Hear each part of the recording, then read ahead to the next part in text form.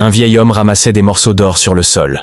Quand il attrapa le dernier, il ramassa discrètement une pierre cachée dans sa main. C'est alors que l'officier ordonna de l'abattre. Le vieil homme lança rapidement la pierre sur une mine terrestre, provoquant une explosion. L'officier paniqua et ordonna à ses soldats de tirer droit devant, mais quelque chose d'inattendu se produisit. Le vieil homme utilisa une casserole en métal pour bloquer toutes les balles. Même Captain America aurait été impressionné et aurait dit « Tu es vraiment exceptionnel ». Pensant que le vieil homme devait être mort, l'officier arrêta les tirs et envoya un soldat vérifier. Mais avant que le soldat ne s'approche, une mine terrestre vola et explosa, le tuant sur le coup. Puis l'officier envoya 2 autres soldats des 2 côtés, mais ils ne tinrent même pas 3 secondes avant d'être tués. Voyant ces hommes mourir, l'officier força alors 2 prisonnières à avancer, espérant qu'elles dégageraient le chemin. Pendant ce temps, le vieil homme s'était déjà éclipsé. Épuisé, il s'allongea sous une voiture cassée. Il attacha une ceinture autour de sa blessure et extirpa la balle lui-même sans aucun médicament. La douleur était si intense qu'il s'évanouit. Les soldats ennemis se rapprochèrent maintenant, accompagnés de chiens dressés pour le dépister. Le vieil homme se réveilla en les entendant. Il rassembla rapidement l'or et se cacha de nouveau sous la voiture. Les soldats ne le virent pas,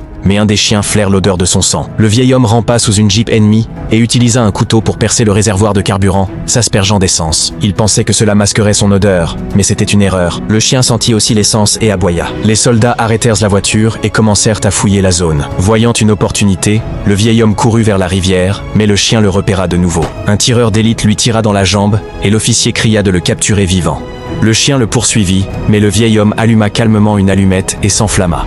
Le chien s'arrêta, effrayé. En flammes, le vieil homme courut et plongea dans la rivière. Les soldats lui tirèrent dessus, mais il réussit quand même à atteindre l'eau. À cause du poids de l'or qu'il portait, il coula et disparut. Les soldats ne savaient pas nager, ils ne purent donc pas le suivre. Une demi-heure plus tard, le vieil homme remonta à la surface, haletant. Dès que sa tête émergea, le tireur d'élite tira de nouveau, et le sang se répandit dans l'eau. L'officier envoya un plongeur récupérer l'or, mais quand le plongeur atteignit le fond, le vieil homme lui trancha la gorge et prit son oxygène. Un soldat sur le bateau vit l'incident et fut terrifié. Malgré tout, l'officier ordonna à d'autres hommes de plonger. Mais en 2 secondes, l'eau redevint rouge. Les soldats, ébranlés, commencèrent à battre en retraite. Dans le chaos, l'un d'eux fut accidentellement abattu par un camarade. Puis un tireur d'élite commença à tirer avec une mitrailleuse lourde. Mais cette fois, le vieil homme utilisa le corps du soldat mort comme bouclier et s'échappa. L'officier regardait tout cela sous le choc. Juste à ce moment-là, le chien du vieil homme revint, et l'officier eut une idée. Il utiliserait le chien pour traquer le vieil homme.